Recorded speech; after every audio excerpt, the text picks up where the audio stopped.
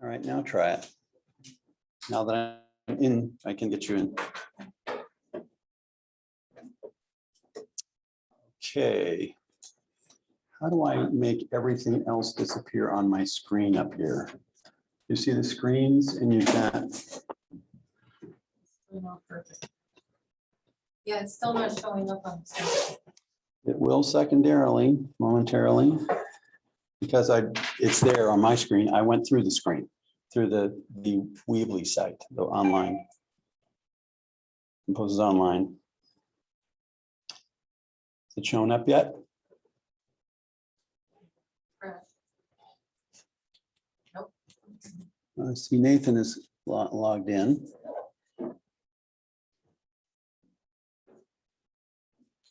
And Ayush.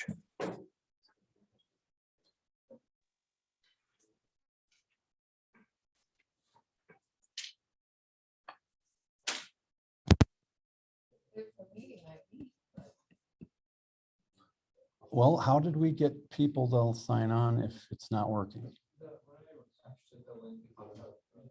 It does work? Yeah. And is it meeting 89503195514? What are the last three digits of the meeting? 5514.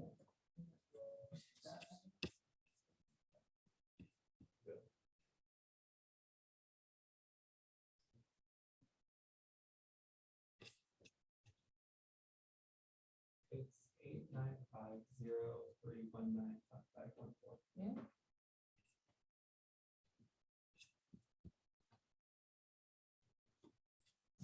No, and I just went to a new tab to sign in. And Tanya's there. Yep.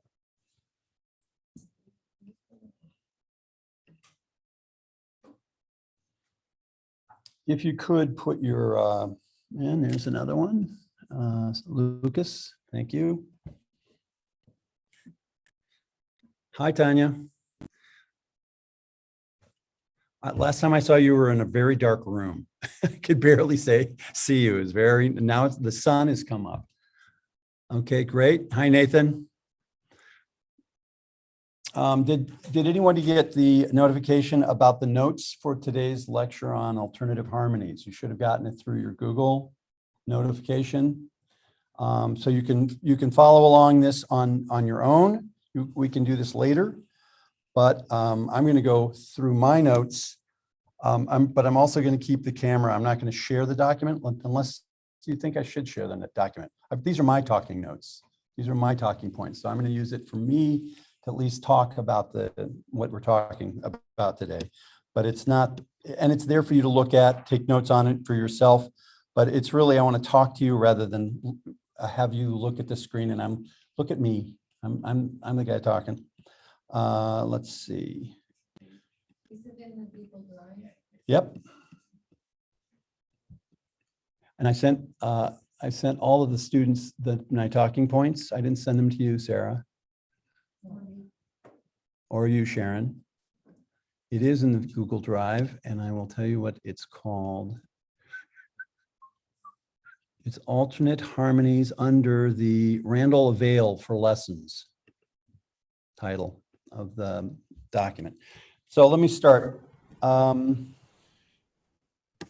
we only have 40 minutes. WWXD sessions are meant to be quick drive-by topics.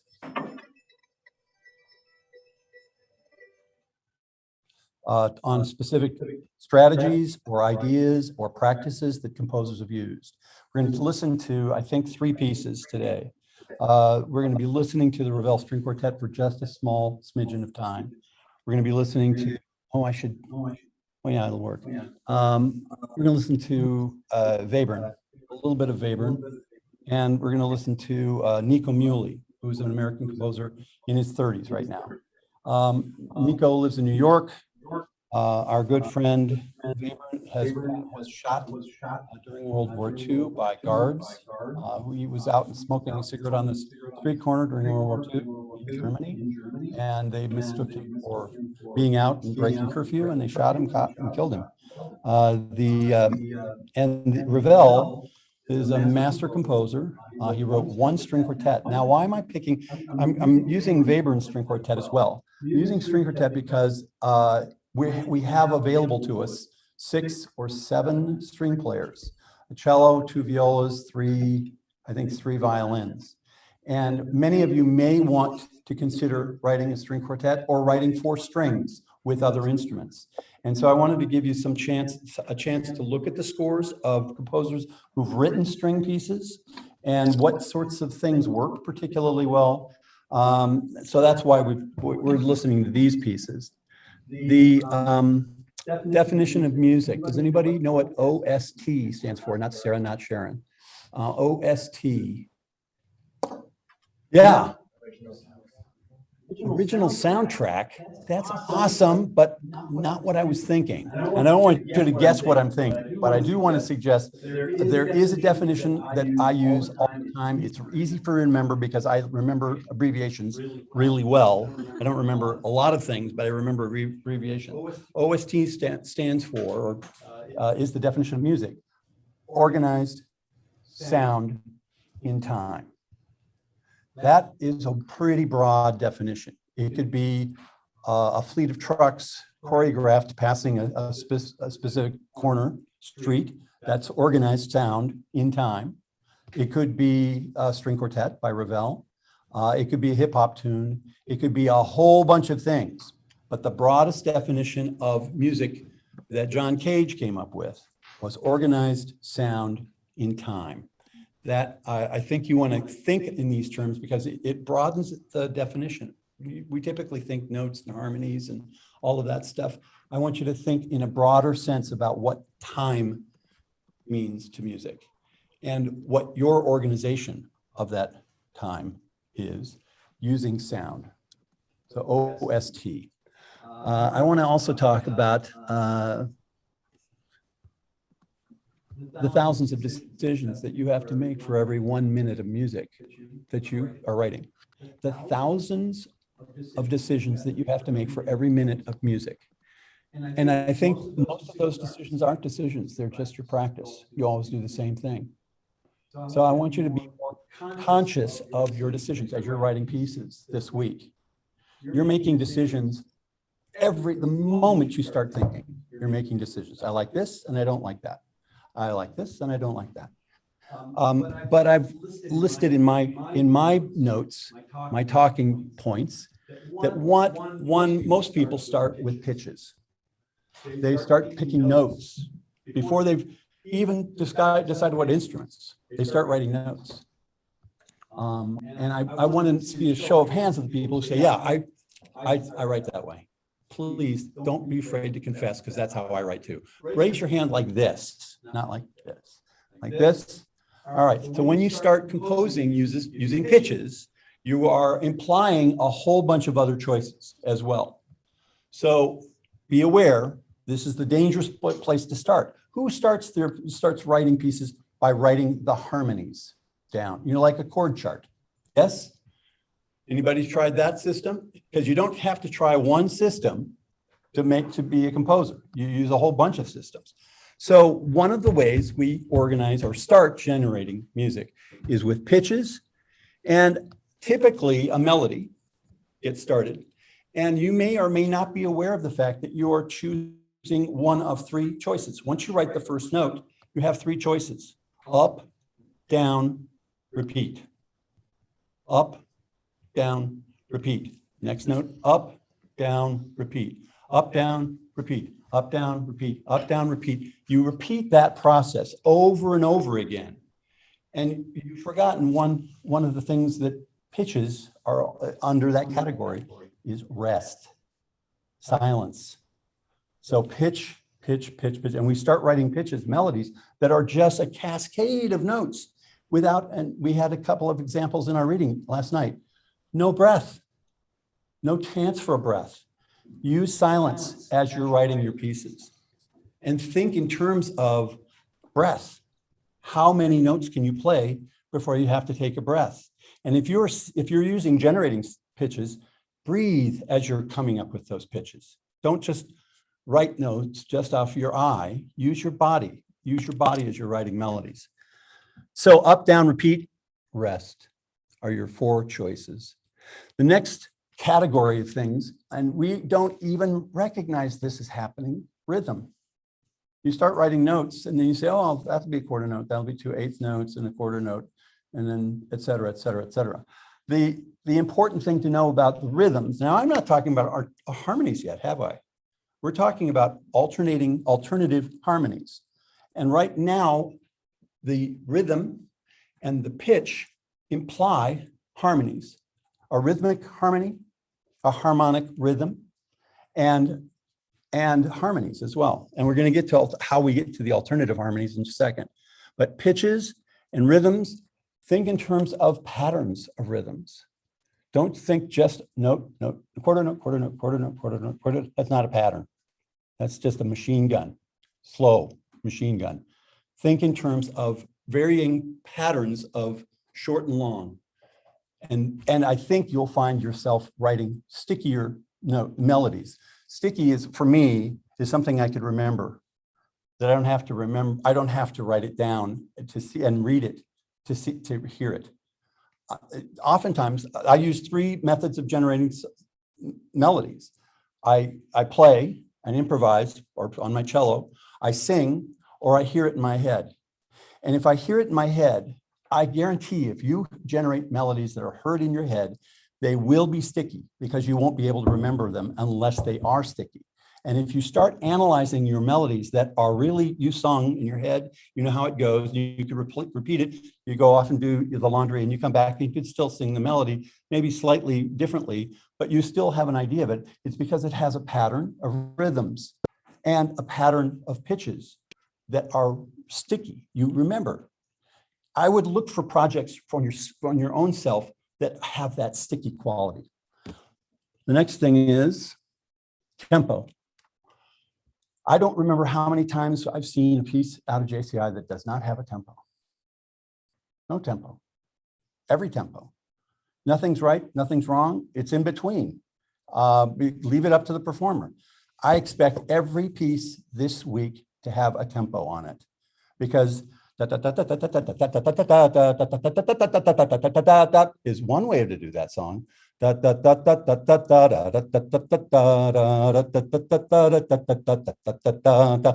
a different way.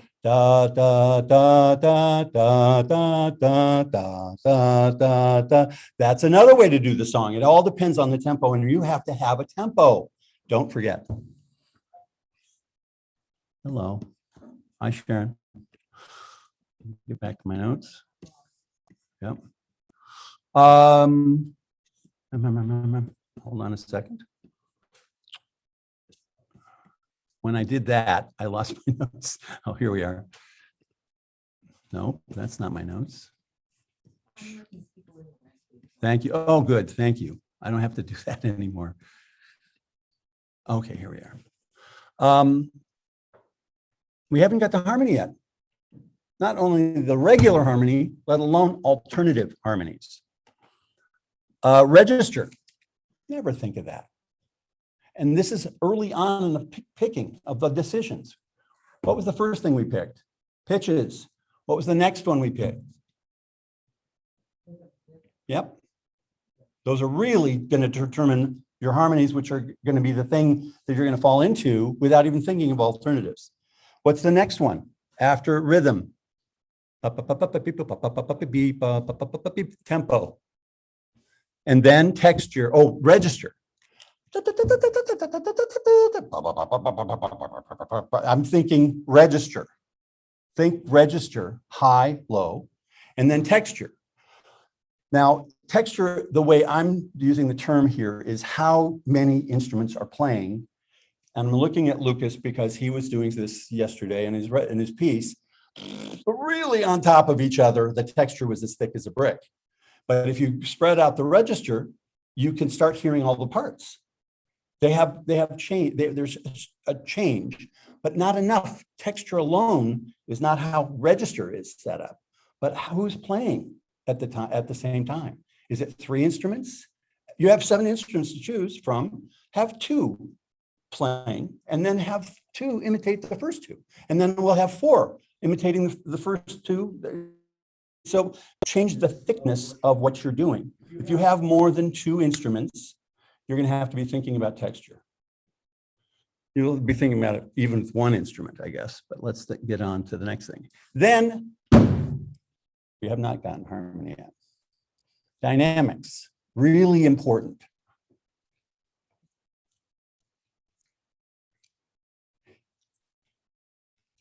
If you don't have dynamics, you can't hear what I'm saying. If you don't have dynamics, it can be invisible or it can be way too loud. And you get to choose. Randall, And that has a reflection on the texture and the register. So that's all of these decisions you've made. Pitch, rhythm, texture, dynamics. And what's the last one I like to talk about before I actually start talking about harmony? Articulation. Is it really short? Is it really long? Is it really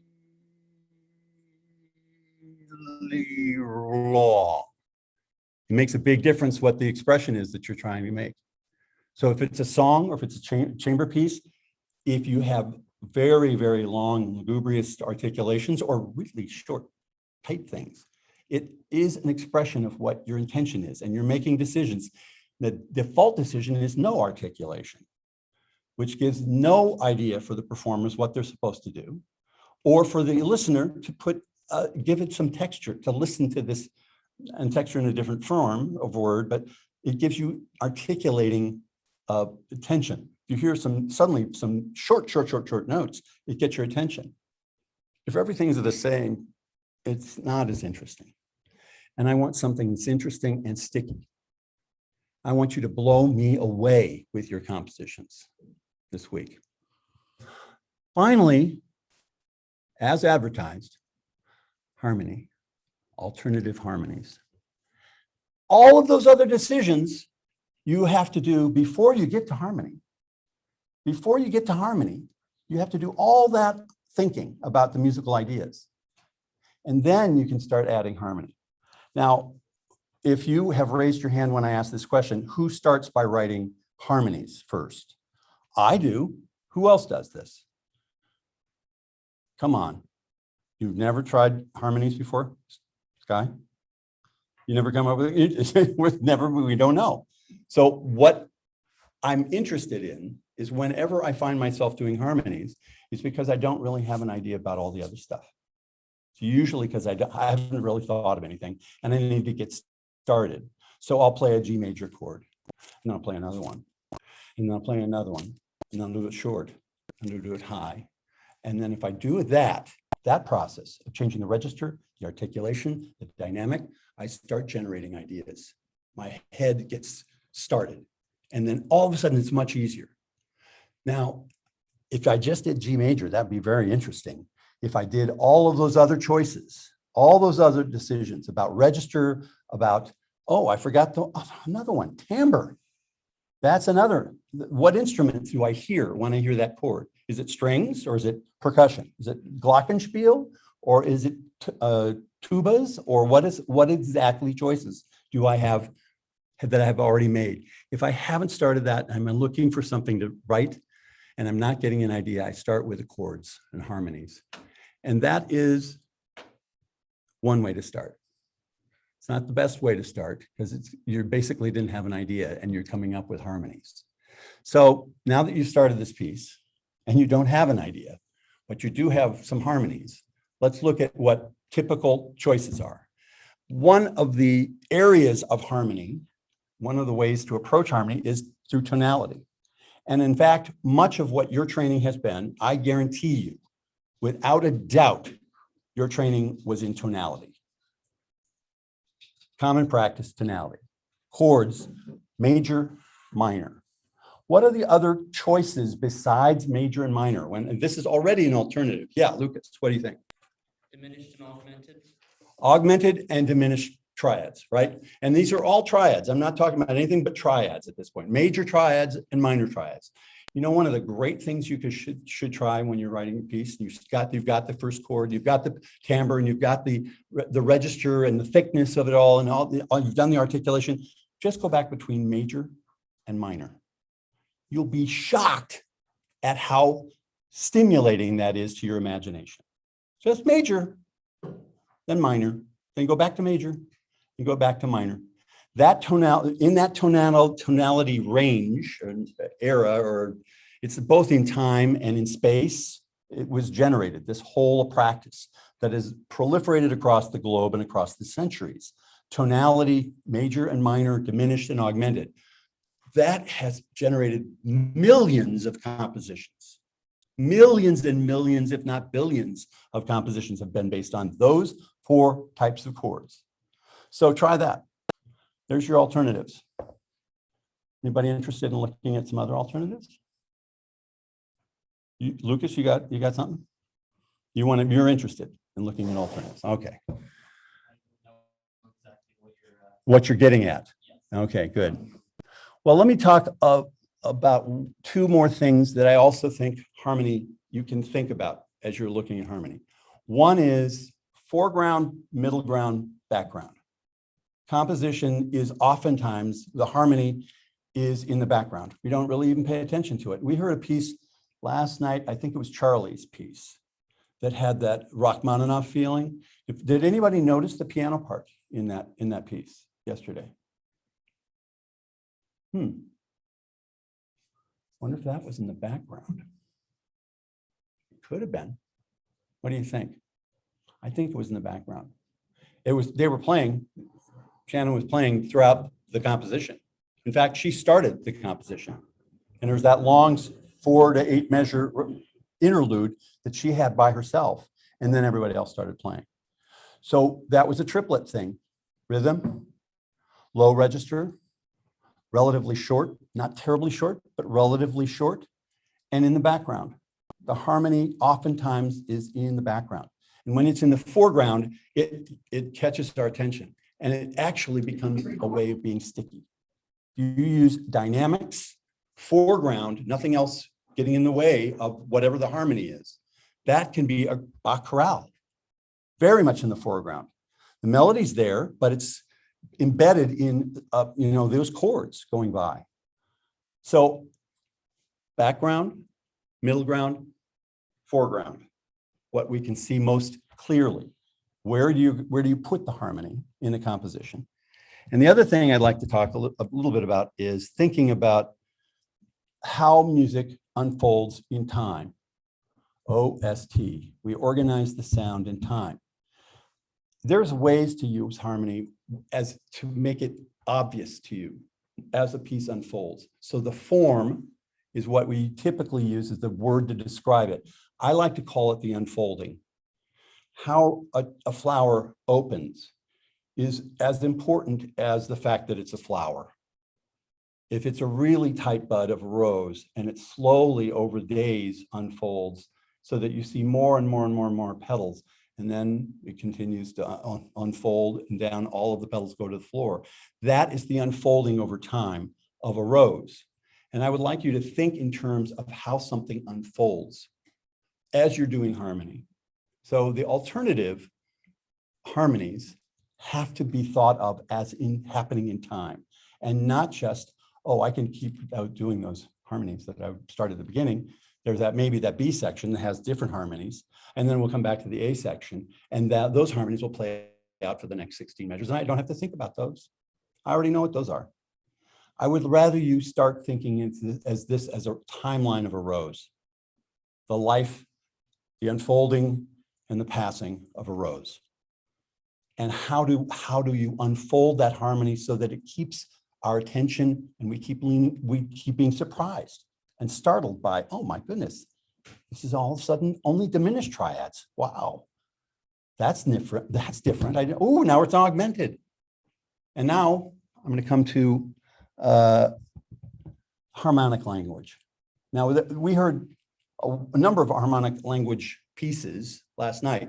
Some that sounded like Sondheim, some that sounded like Rachmaninoff, and some that were completely unique, and we had no way of understanding them in terms of any other repertoire. They were unique pieces. And Italian opera, that came to me last night on Iggy's piece. So there were references that we hear. And that has to do with the timbre, the range, the melody, how the melodies are structured, and how the music unfolds. This is, for me, musical language is sort of a thing that is part of harmonic choices and part of the melodic choices and the instrumentation that you use. But I think this is all sort of related to the bigger point that I'm having, not just alternative chords I'm going to throw to you, and I'm going to give you some chords here in a second, but it's thinking about how, I'm trying to think of the right way of describing this, because it's musical language that you would establish. Piece doesn't change. Well, somebody did change their musical language during the piece last night that caught my attention. It was completely different than anything from one section to the next. And Tim's piece comes to mind. There were some parts of it that had a consistency to it. And then it was like we changed channels to a different musical expression.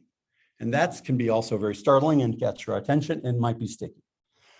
But I would be paying attention to the musical language. Oftentimes we don't think about it and it just happens. But Tim actually, I think, is very intentionally changing channels to get our attention, to throw us off of a balance of what we think the piece is going to be. So that's also part of the musical language, which is part of the harmony you're going to choose. So think of how you're using harmony. Yeah. No, you can go to the bathroom. I mean, go. Don't wait for me. Just go. It's not that kind of a setup.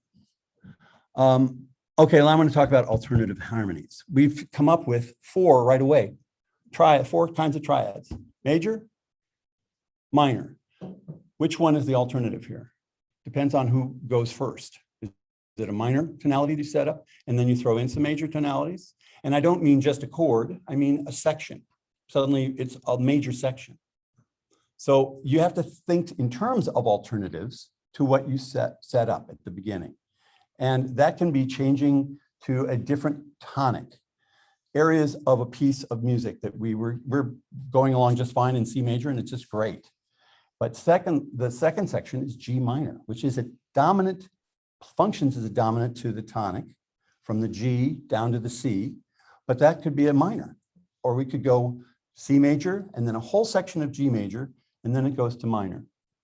And then where does it go from there? This is the unfolding of a piece of music, a rose. And I'll talk a little bit about some of those choices that have happened in the past. I'm going to try to do this. This is about listening to an example. I'm hoping this works.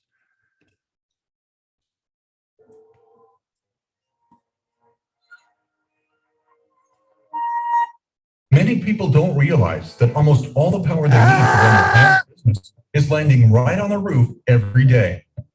They also may not be aware that power companies will buy or give credits for electricity from Jiminy Christmas. Oh, there we can skip the ad.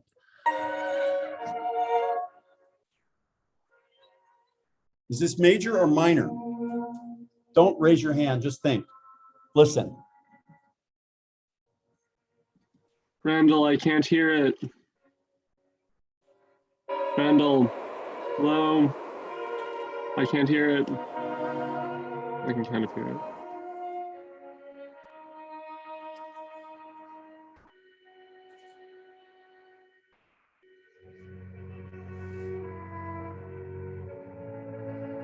Second staff.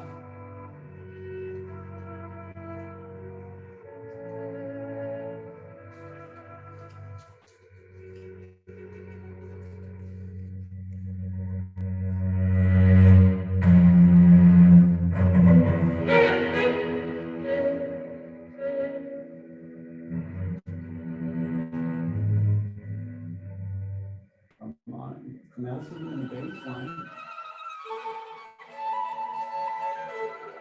Harmony there with a lot of motion in the parts as well. They don't just play chords, they're playing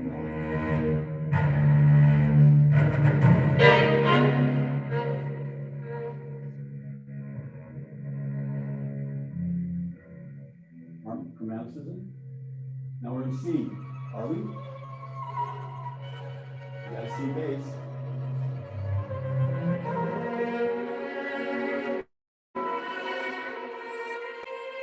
C.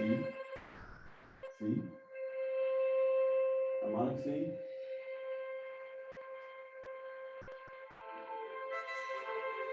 Harmony change right there. But not only harmony, rhythm, register, thickness.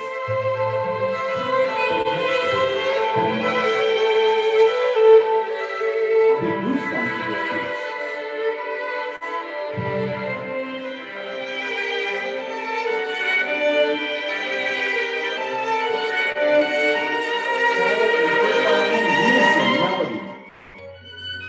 Who's got the harmony? They all have the harmony.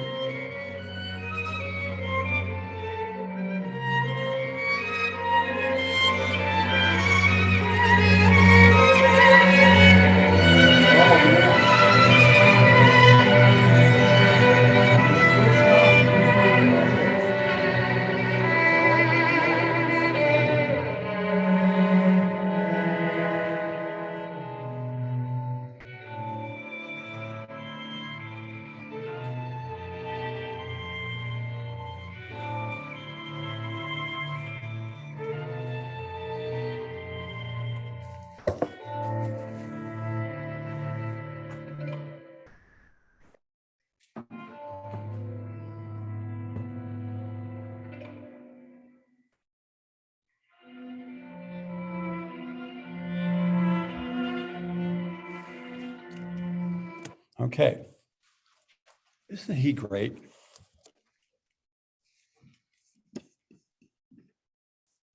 Fantastic. Because the melodies are harmonies. You stop thinking of these as block chords, triads, close voicing. You turn this into arpeggios. They're going like this, and they're harmonies. And there's motion, there's rhythm, there's range, super high range for the cello. In unison or at an octave with the first violin. Think in every decision you're making. Don't make a secondhand choice. I always do that. Think about all of these aspects: high, low, thick, thin, loud, soft, long, short. All of the qualities of the things that I talked about at the beginning of this. We're going to listen to, and I'm going to show you something here, if I can figure out how to get there. Let's see if this works. Oh, for crying out loud. I want to save it because I don't want to lose it. Oh, for crying out loud. I'm crying out loud over here, please. Give me some pity. Figure out window.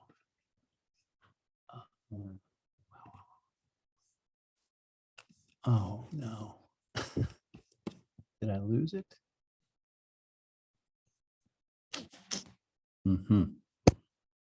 Let's hold on a second.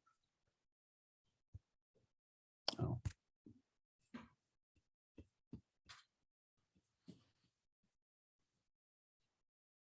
I'm not going to waste your time. I can talk about it, and you'll be able to listen to this again on YouTube, and you'll also see what I've been talking about. Come on, guys, get my notes back. There we are. Harmony, alternate harmonies, also in the tonal world. This is the tonal world we're talking about. We're going to get into the atonal world here in a second. But in the tonal world, the one chord, C major chord, tight voicing, C, E, G, treble clef.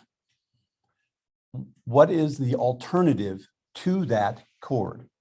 And you can, I'll tell you, Lucas, don't worry about it, I got it. You can start the chord on the third note and stack triad on top of that. That's an alternative. Rather than going back to C, you can have a whole section of E minor, E, G, B.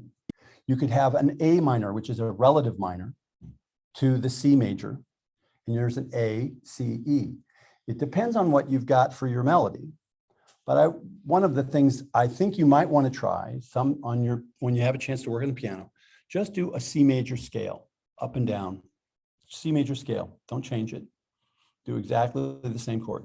Then play open fifths, any open fifth, any notes on the, any notes, black notes, white notes, but open fifth.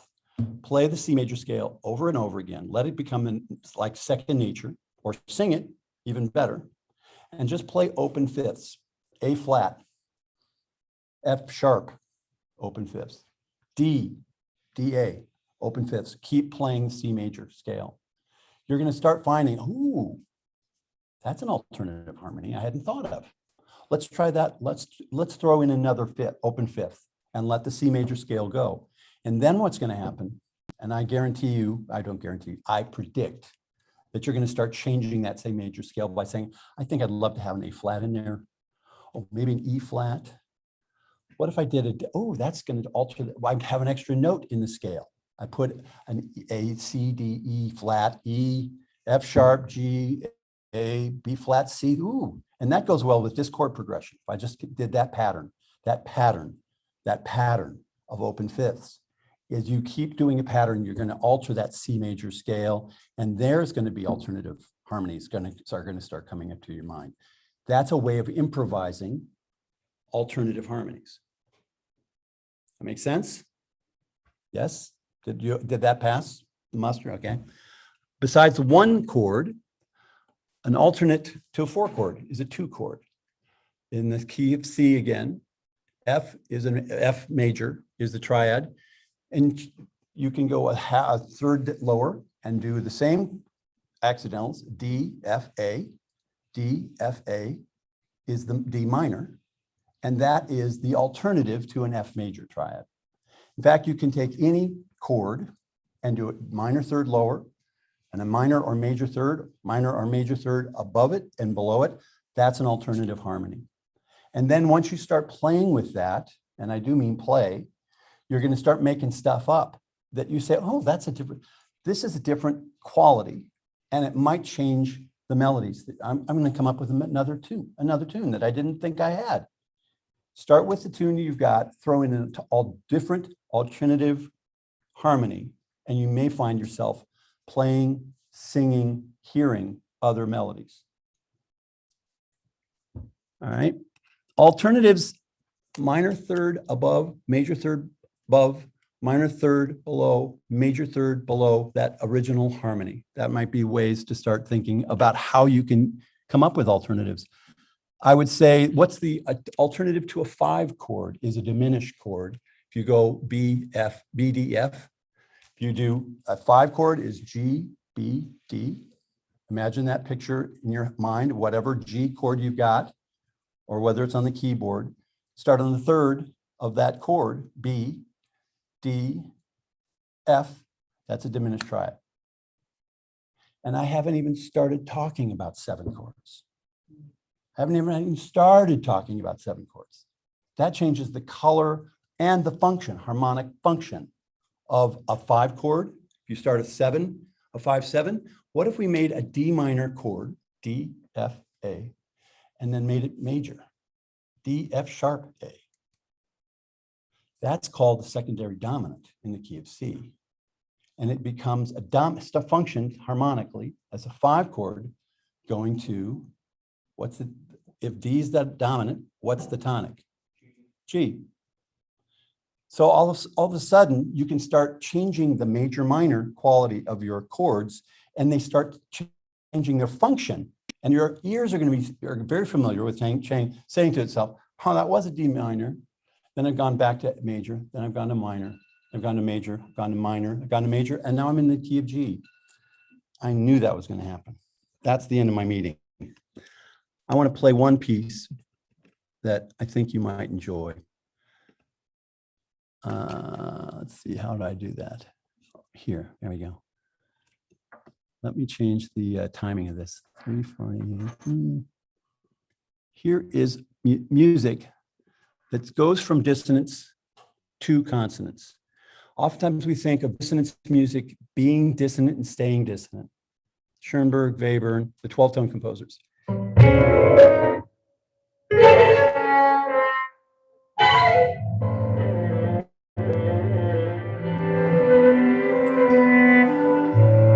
listen. This is nothing to watch.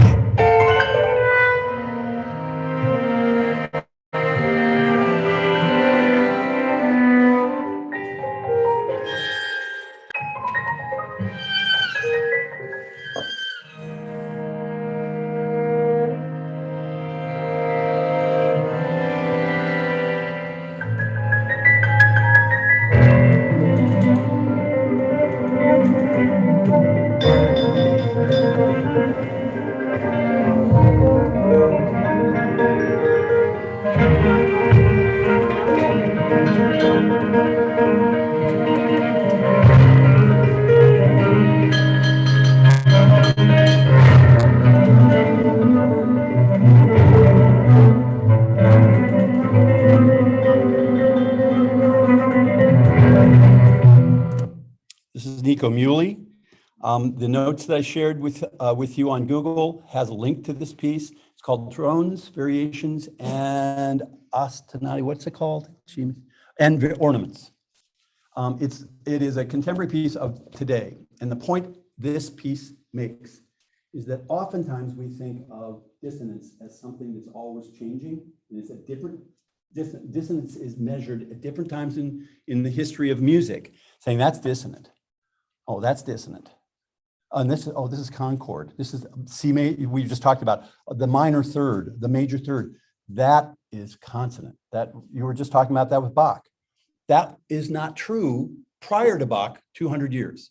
Anything that was not an open fifth or in an octave was considered passing. It was just making a little bit uncomfortable, especially in minor third. Never a seventh, never a second. That was about tension and going back to consonance or repose. Harmony is used that way. It functions that way. It creates tension and then goes back to relaxation. This piece by Nico Muley goes from tension to consonance, but it does not use the same musical language that we consider normally C major. But it goes from really dissonant, very loud. You heard it. I turned up the volume, but it's very loud and dissonant and grating, and then ends up very, very consonant without going back to C major. That's it. Thanks.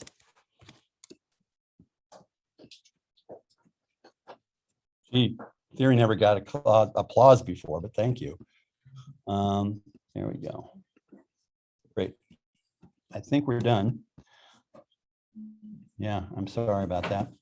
Let's, you can take my time. I'm going to be starting a little later then. Okay. All right. So I need to start the next one. Yep. Plug. Yep. And I think that link will work. That link will work. Yeah.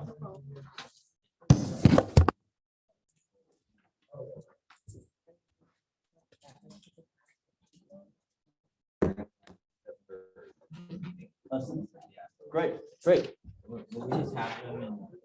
We'll do in the music building. They have those next to the JCI office. Okay. Yeah.